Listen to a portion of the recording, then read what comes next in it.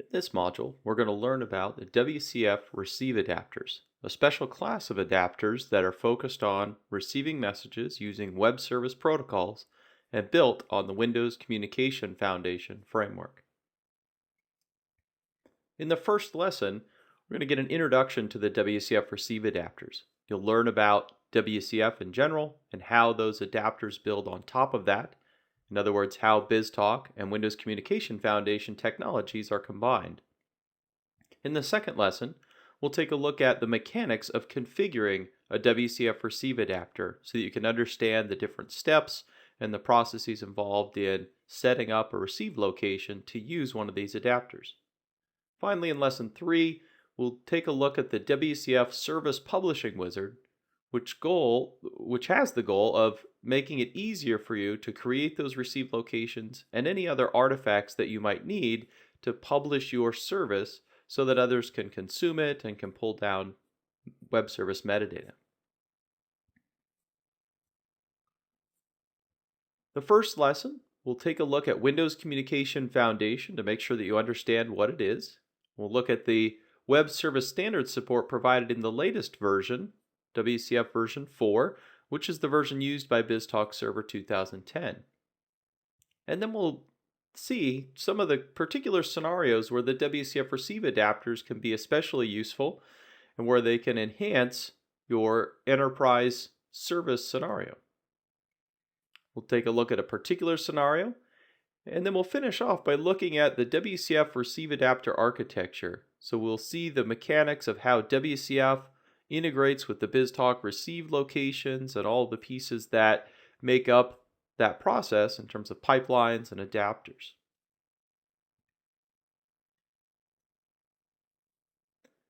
Windows Communication Foundation is a framework that's part of .NET, and it's focused on message-based applications or service-oriented applications.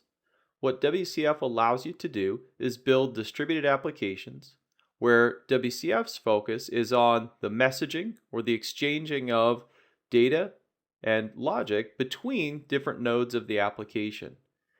It's very much a service-oriented technology. It supports SOAP and many other features of web service technologies, but it's also at its core really a messaging technology, which makes it a great fit for working with BizTalk.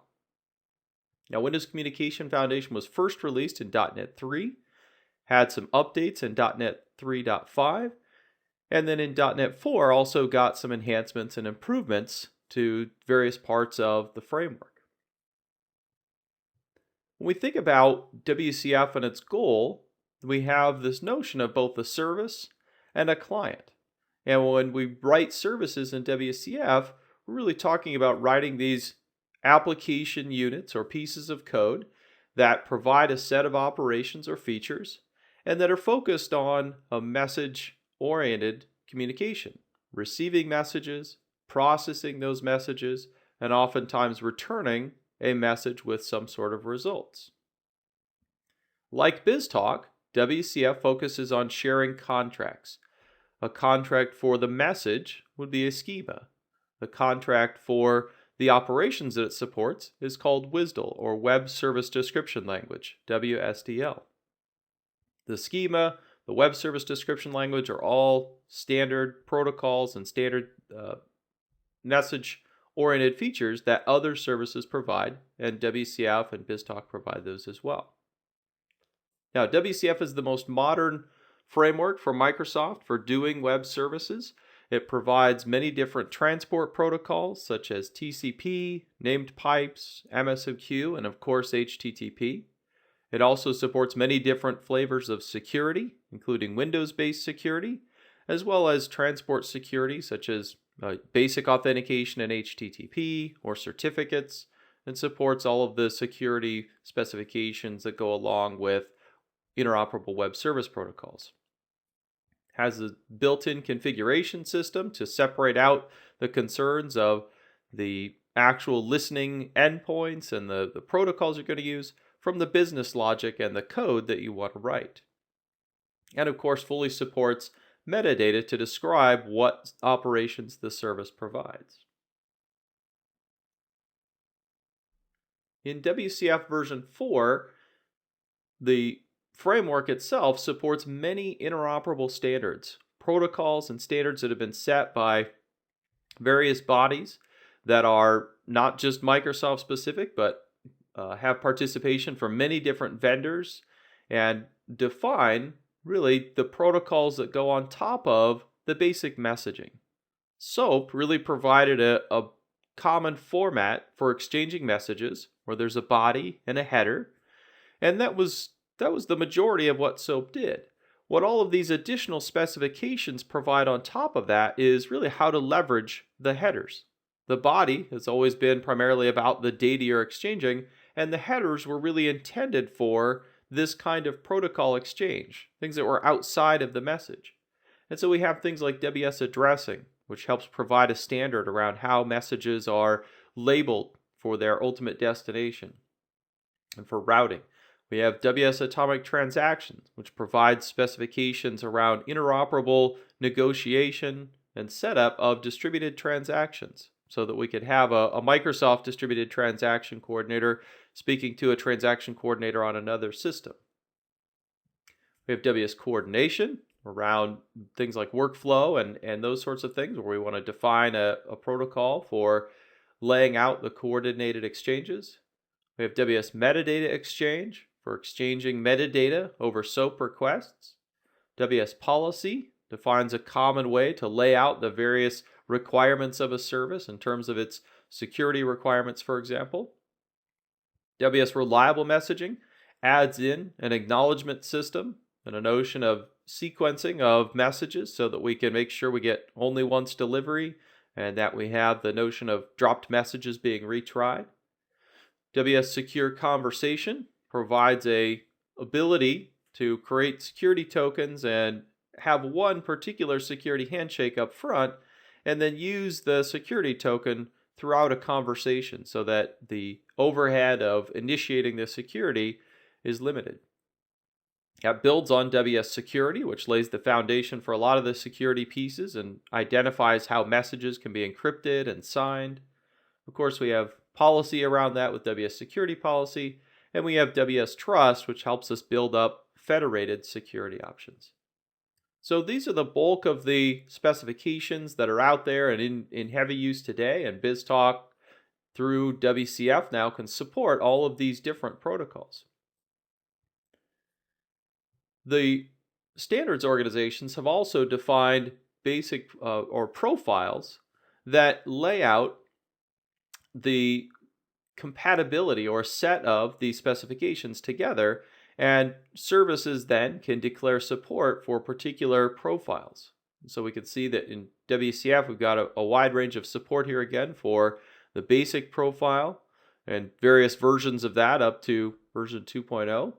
We've got a basic secure profile. It adds in security in there, reliable messaging, and then we have a reliable secure message exchange.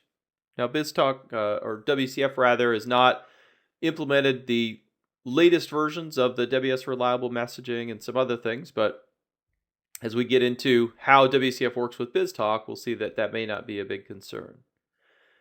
And so WCF, through all its support for these various specifications and profiles, allows BizTalk now to take advantage of all these things to interoperate with services and clients that leverage these different specifications or that support these various profiles. As you think about a BizTalk installation and the various systems that BizTalk may interact with, one of the key things to understand about the WCF receive adapters is they provide just one more way to receive messages into BizTalk server. So while you can see here that the ERP system based on maybe an Oracle is sending in particular messages, and we might get messages from SQL Server, we can also receive messages through web services. The benefit of this is that we open up all of those different protocols and all the different security options that go along with that. By leveraging web services, we're now taking advantage of a framework or a messaging communication platform that many other systems, partners will be able to use to send us information. So it opens up many different opportunities for receiving messages into BizTalk server. We think about a particular scenario there. We might have our business process orchestration out there that's processing orders. We have the web services capability now, so that not only can we receive purchase orders, but we can have many different exchanges over these web service communications. So we can broaden the reach of our BizTalk server infrastructure out through the internet, perhaps, to our vendors, to manufacturing, to accounting systems, so that we can take our purchase order process and not have it simply be focused on our internal systems. We'll still have internal systems. Those may use proprietary protocols and libraries. Some of those may use web services, such as those offered through WCF, to allow us to receive messages from those systems. But we can also, now that we have a standard messaging adapter that's exposable over the internet, we can now also broaden that out to many different packages, many different partners who can communicate with us through those web service protocols securely and reliably over the internet.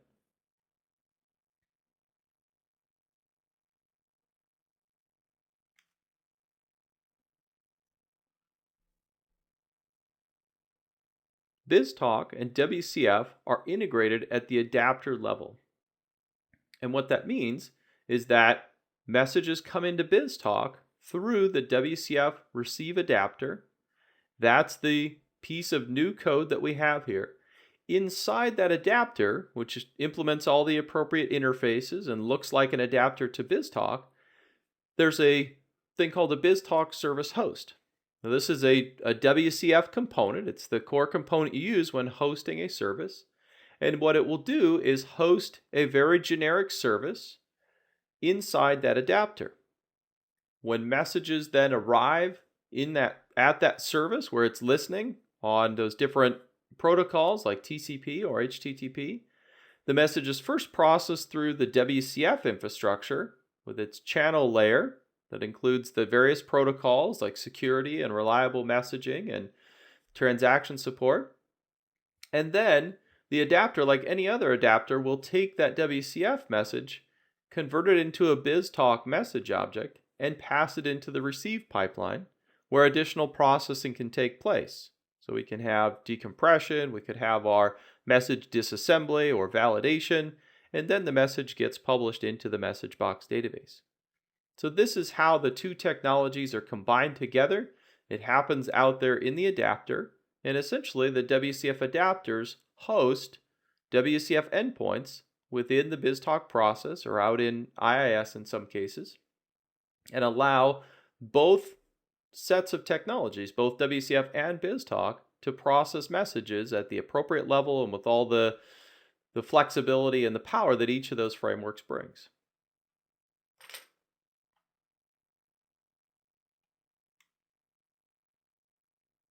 In this second lesson, we'll take a look at configuring the WCF receive adapter. We'll look at the various steps that are involved in setting up a receive adapter within your receive location. We'll talk about the different types of WCF adapters or the different flavors. We'll see how you can select message content, which is a unique feature that the WCF adapters provide that others do not, and how to then, if you've selected particular content, format it, and also look at not just one-way ports, but also two-way receive ports to see how the WCF adapter plays in with BizTalk in those scenarios.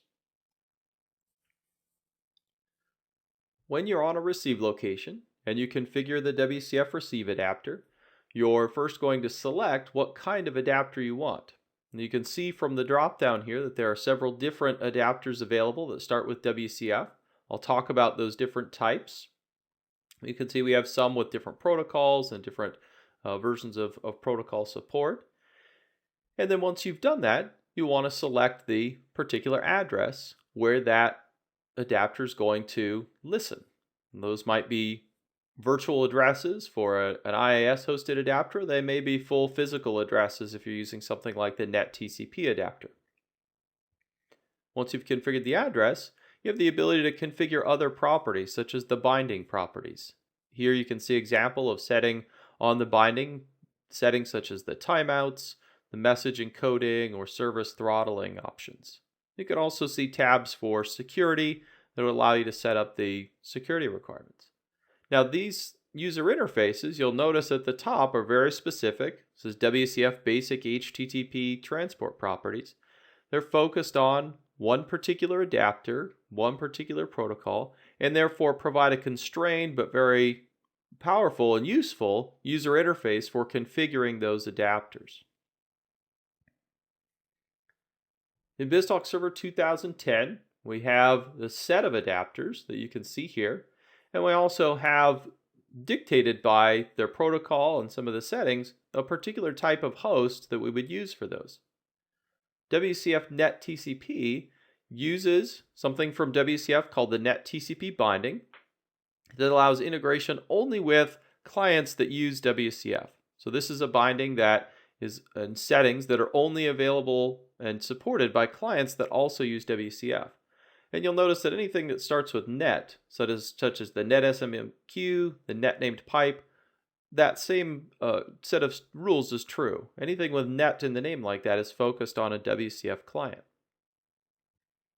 So the WCF WS HTTP adapter uses the like-named binding in WCF, and this one provides us an HTTP transport and support for all the WS star protocols. That's a generic way of talking about all those different protocols that we saw earlier. WS security, WS trust, WS reliable messaging.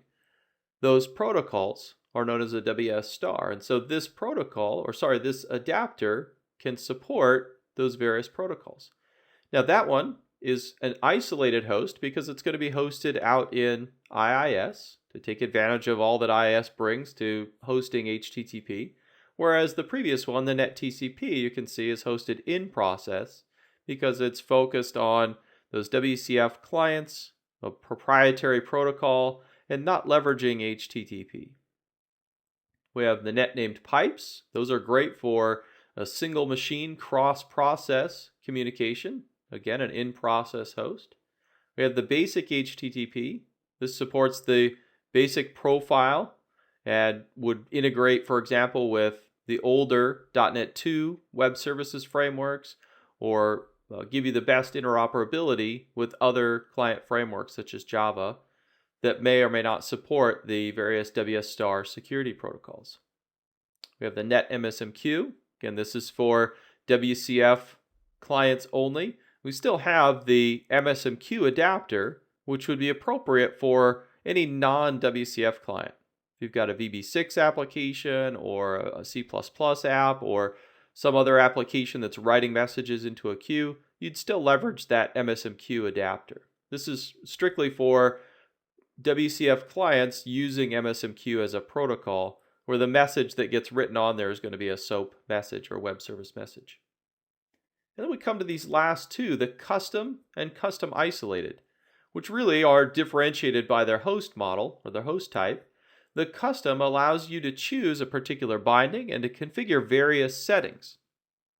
Custom isolated does the same, but it's in the isolated host or the IIS host. Now, technically, these last two, the custom, are the only adapters you really need. But the reason we have the other 5 is to provide you with that custom user interface and that simplified configuration of those receive adapters. So that, for example, on the WCF basic HTTP adapter configuration, you're simply focused on the core things that you want to configure for that adapter. You don't have to worry about all the other configuration possibilities that are out there within WCF. But these two adapters, the custom and custom isolated, allow you to deal with those cases where you really need full control over the configuration of the WCF properties to be able to integrate or interoperate with a particular client. Now, the message tab of the transport properties allows you to specify the source of the message content. And this is kind of unique within the BizTalk adapters. Generally, you don't have this at the adapter level. But when we have these SOAP messages, you can determine whether you want to get just the SOAP body. That's the default, and that's typically what most people would use. It gives you the payload, if you will, of the message. But you can also choose the SOAP envelope if you want to get all of the message with all the things preserved in terms of the SOAP headers and the encryption and signatures. And you can also use XPath to drill down in and maybe get a particular part of the body. So you may not want the entire payload. You want to use a query to go in and just grab a particular set of data out of the message. Now, when you pick a message like that and you choose the path, you need to tell BizTalk and the adapter what the format of that is, or the encoding of that particular node. So you want to make sure that it knows you're just grabbing some particular XML, or maybe you're grabbing a base64 encoded image out of an XML SOAP message, and you want BizTalk to know that that's a base64 message that it could publish, or hex, or string. So for example, if you go into the SOAP message and you grab just a string value out of there, you want to let BizTalk know that. All of this is required only when you choose that path option. It's just to help in the processing of the message so that WCF and BizTalk do the right thing.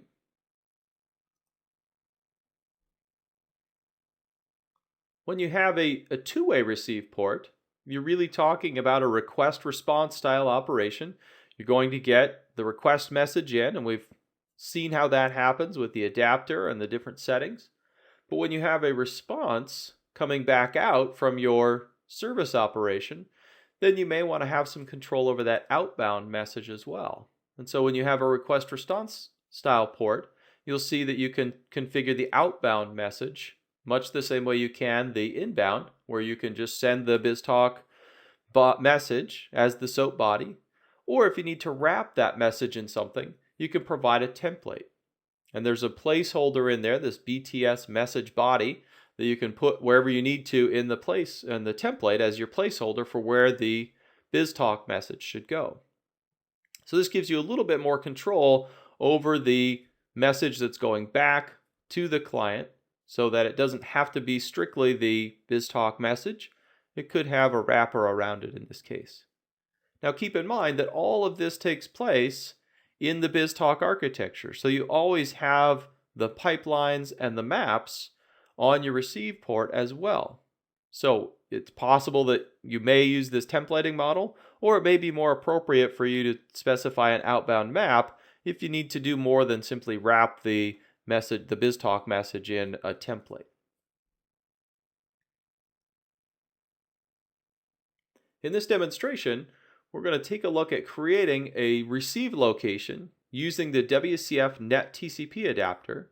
So we'll be listening on a TCP port, and then we'll use a WCF client to submit a message to that endpoint and see it get processed through BizTalk server.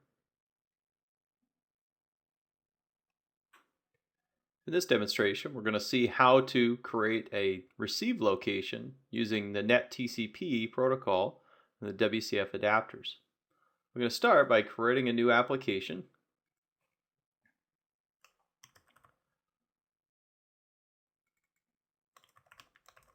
Call that demos.northwind. And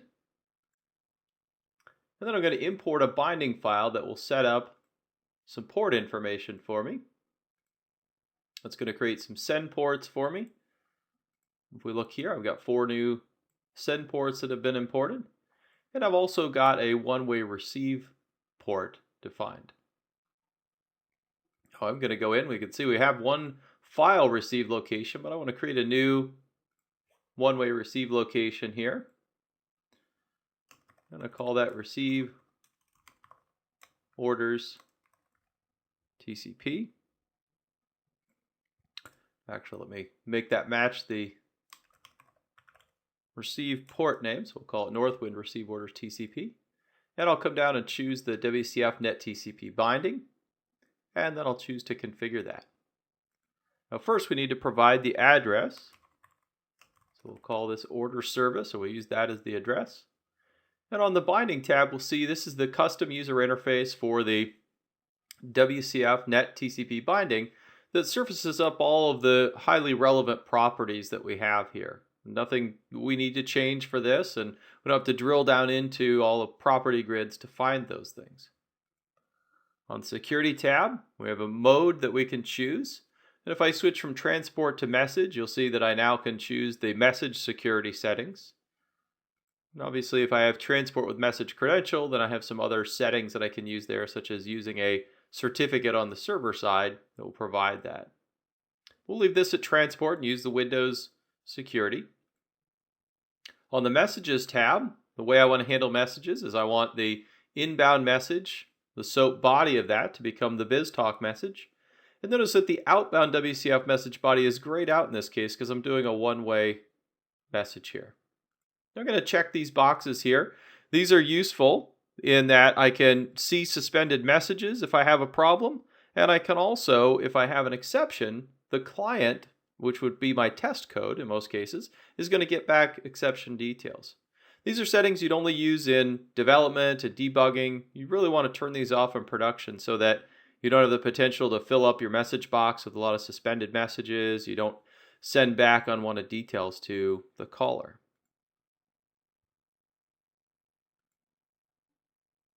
Let's go ahead and start the application.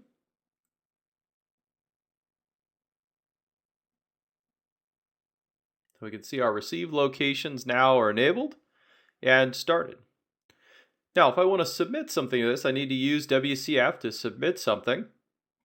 I'm going to pull open a little application that I have here. It's called Submit Order. It's going to take a few command line arguments in terms of what kind of adapter I want to use and an input file name. And what it's going to do is it's going to pick up that file and create a BizTalk message, or rather a SOAP message really, and use the appropriate binding to do that. So I'm going to call this program. I'm going to tell it to use WCF NetTCP. I'm going to pass in the file name, and it's just going to create an XML reader over that and use this API from WCF to create a message. It's then going to use a contract that it's defined here locally to submit the message over to the server. So if we go out now into Windows Explorer, I go into my program here. So I have this submit order WCF NetTCP, and that's going to pick up this order external file here. Open that up with Notepad. You can see it's just an external file. It's this order external. It has some customer information in it. It has some order information in it. And it's going to pick that up and submit the message. The message was submitted.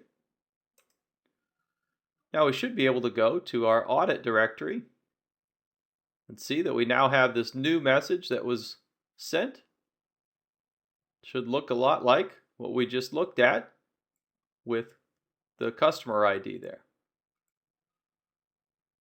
Obviously, if we switch back over, let's do one more. And you can see that the new message has arrived as well.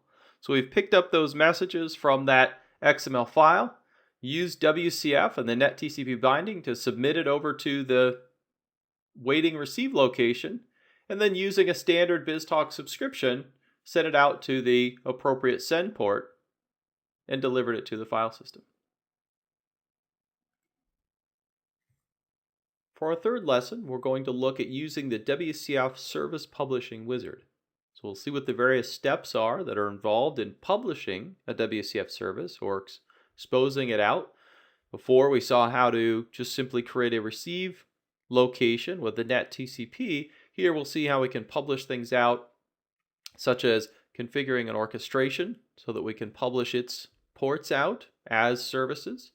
We'll see the mechanics of using the publishing wizard, and then we'll walk through a demonstration of how to publish a WCF service. And finally, we'll talk a bit about publishing schemas as WCF services. So we've got the notion of publishing orchestration ports, but we can also simply publish schemas and create metadata information and endpoints out in IIS. To publish a WCF service, by starting with an orchestration, we want to take that orchestration or that business process, and essentially our goal is to create receive ports that allow messages to arrive over WCF or over a SOAP messaging infrastructure. And so when we publish that, we want to do a couple of things. We first want to make sure that we have the mechanics and the infrastructure set up in BizTalk such that messages arriving will be correctly routed into the orchestration. But we also want to have that service, when we publish it, expose out a web service description language or WSDL document for clients. This is going to allow the clients to consume all of that metadata about the port names, the operation names, and the various message schemas so that they can create their own proxies or their own client representations and be able to send messages to this service. So we'll first need to start by building out our BizTalk project, of course, with schemas and the orchestration. We'll need to correctly configure the orchestration ports, and then we'll need to set up the physical receive port and location.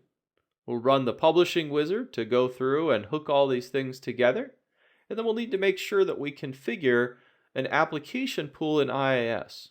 And this is important because the application pool needs to be running as an identity that has the appropriate access to BizTalk server. It needs to be able to read configuration information about the received locations, and it needs to be able to submit messages into the BizTalk message box. Now in an orchestration, we model out receiving messages by using ports, but by default those ports have an internal scope. They're really scoped to that particular orchestration. And that doesn't really cause a lot of problems until we get into wanting to share ports across orchestrations or across projects, or when we want to expose that port out as a web service. In order to do that, we have a requirement that the receive port must have its access modifier set to public, so that we've explicitly declared that we want this to be something that is exposed externally. This is going to allow that orchestration to receive messages from web services. This is important to remember because most people don't run into this if you're using a file adapter, for example, or any other kind of adapter. We don't necessarily have this requirement that the receive ports be public. But as we'll see when we walk through the wizard, it is required that those ports be public so that we can see them outside of that type and use them in declaring that WSDL. To start this process, we've got our orchestration, we've built it up. Now we need to run the WCF service publishing wizard. And the job of this wizard is to, in the case of orchestrations, look at our orchestration, find those public ports. That port is going to provide the information about the various operations and the messages that we're exchanging. What are the request messages and the response messages? And it's going to take that information from the orchestration and create for us then the artifacts we need to host in Internet Information Services, or IIS, in terms of a service endpoint, the service description, and some configuration files. And that metadata then will be an optional piece. So we need the hosting and IIS of the service endpoint and its configuration to make sure that messages arriving at that endpoint can get into BizTalk and to our orchestration. But we also have the ability to publish that metadata that the clients can then consume and build their own proxies and be able to call our service. In this demonstration, we'll see how to publish an orchestration as a web service. So we'll see how to set up the orchestration correctly, how to run the wizard and go through the steps to publish out the orchestration and its metadata, and also how to make sure we've configured the application pool so that the adapter code running in IIS will be able to read configuration and submit messages to BizTalk.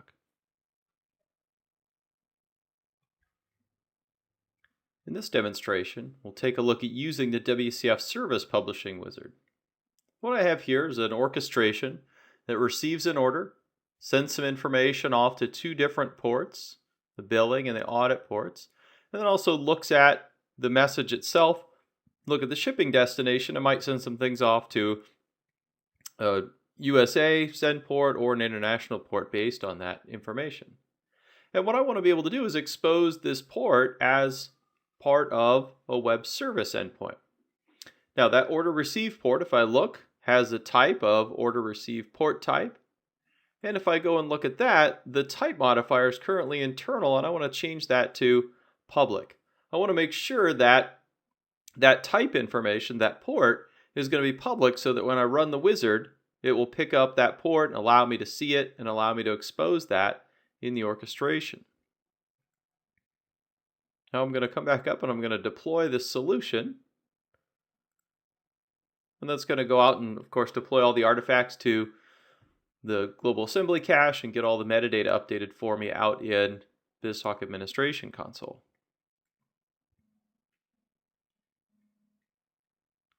While that's working, we'll go out and start our wizard here. I'm going to go under BizTalk Server 2010. And you'll notice there are two wizards. There's the WCF Service Publishing Wizard and the Web Services Publishing Wizard. You want to make sure you get the WCF Service Publishing Wizard. The Web Service one is a legacy one that shipped with BizTalk 2004 and is now deprecated. So we'll start up the WCF Wizard.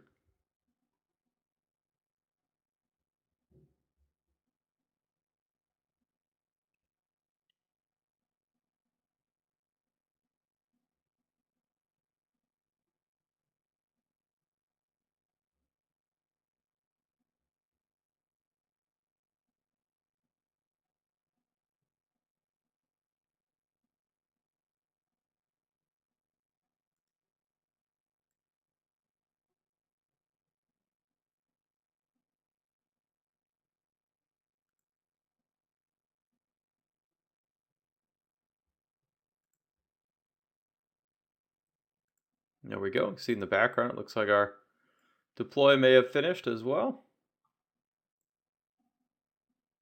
So as we start the wizard, we're going to choose first the adapter type. You'll notice that these are all isolated adapters. We're going to create an endpoint out here. It's going to be one that's hosted in IIS, and so we're going to use the HTTP focused or the custom isolated here. And we're going to, on this one, use the basic HTTP. Now I also want to enable the metadata endpoint. I want to enable the publishing out of that metadata so that somebody can browse to it and build their client proxy. And I'll have the wizard build for me in my Northwind application a receive location that will already be configured with the appropriate values that we generate from this wizard. Now I want to publish my orchestration. So I need to browse out to the assembly file.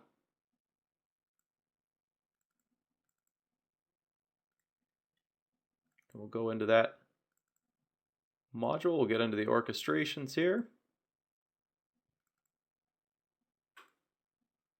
And now we can see there's our order receive port that's been exposed and listed there because we made it public. Now if there were multiple orchestrations in there, we could pick and choose. We could decide if we wanted to take all of the different ports and include them in a single WCF service, or if we wanted to publish them out in multiple services. Now that we've chosen our port, that gives us all the information about the port. We also need to specify a namespace now. So we'll do northwind.com/orders. And here then I want to specify the path within IIS where I want to host this. So I'm going to use port 8080 because that's where my website is that's hosted. I'm going to call that Northwind orders. I'm also going to choose to allow anonymous access to this service, so it's not going to require authentication. And this final page is going to show me in the service summary that it's all ready to complete that and to build up the artifacts I need to host my web service.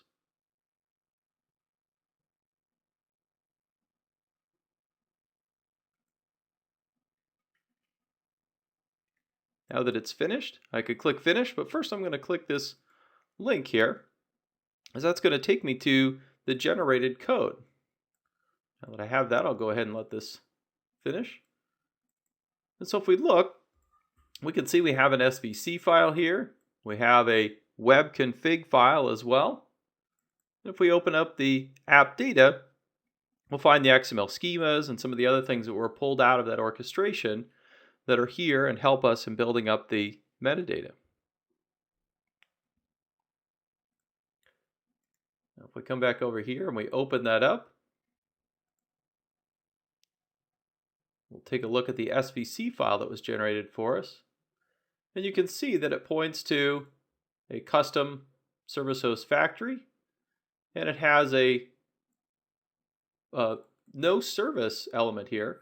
This particular BizTalk artifact is going to create the appropriate host for us and dynamically accept those messages and submit them then into the message box. So it's going to use that adapter code to submit those into the message box.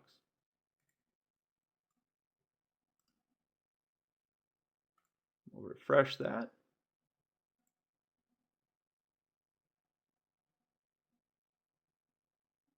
Now we can see we have a new receive port. This nice name, WCF receive port Northwind orders.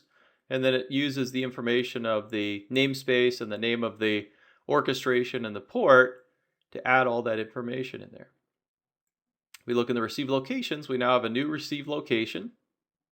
We can look at that. We can see it's configured correctly with the WCF basic HTTP adapter. And if we configure it, we'll notice there's our virtual directory that we created, and here's the name that was generated for the SVC file.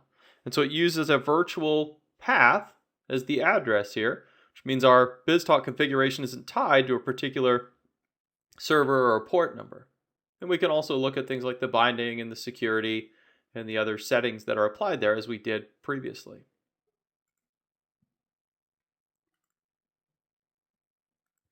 Now, if we go into our newly created receive port, we can also set up our maps here. So we can set up our external to internal maps. So I want to, even though I'm receiving over WCF, I still have the ability to apply maps and other things. Now I'll configure the application. I need to set up for my orchestration the ports that we want here. So I'll choose that new port that we've created there. For the order billing send port, choose the send to billing. For our audit, and for our USA, and our international. So now we've got all of our ports configured. Everything is happy there. We should be able to start that application. Now we've got the application started. Everything is configured well, except we need to go out to IIS now. We'll find our virtual directory that was created by the wizard. And we'll need to set up the correct application pool because we want to make sure that our site out here with our Northwind orders, we want to make sure that particular application is running under an account that has the right credentials. We can see right now it just went into the default application pool. And so I want to choose to run that under this BTSWS pool. That's an application pool that I've set up that's running as a BizTalk account, an account that has all the privileges to be able to read the configuration and submit the data into the message box. So we'll go to the content view here and we'll browse this, and we'll just make sure that we get that documentation page and the metadata here.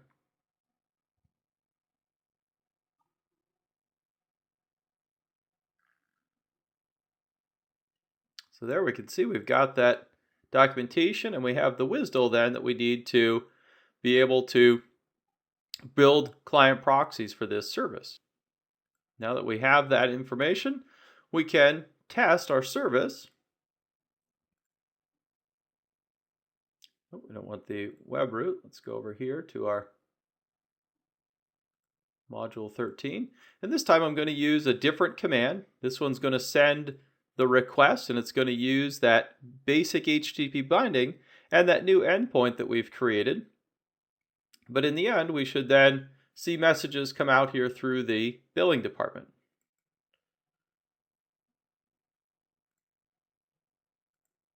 So the file was submitted. Watch for it to come through, and now we can see that it's arrived on the other side. It's actually come out as a text document. There's our order. It's been converted from an external order to an internal order and come out through our subscription. So we've used the service publishing wizard to publish out the endpoint. We've exposed metadata on it. We made sure in IIS that we were running under an account that had the appropriate rights, and we configured in BizTalk server the receive location that it created, and we hooked all of our ports up appropriately on our orchestration. We've seen how to publish an orchestration as a web service, and that has the benefit that the orchestration already defines really the logical entry points in terms of the port and the operations. However, BizTalk also supports using WCF purely at the messaging layer without any orchestrations. In that case, we can use the wizard to publish schemas as our web service. Now, this requires then that we have to describe the service. So when you use the wizard, you'll describe the web service, you'll declare the different methods, whether they're one-way or request-response style methods. And then for each method or operation on the service, you would also use a schema to specify the request message or the response. You can see here in the dialog, the response message type is being chosen. And so it's more of a manual process of identifying all the things that were explicit in the orchestration port. Now we need to add in here to include that information in the processing and in the metadata. Now when that message arrives, we haven't run through the wizard for the orchestration. We're not really configuring things for an orchestration. So when those messages arrive, you can use standard message routing, message processing in terms of pipelines and maps on those messages, both the one-way and request-response style messages.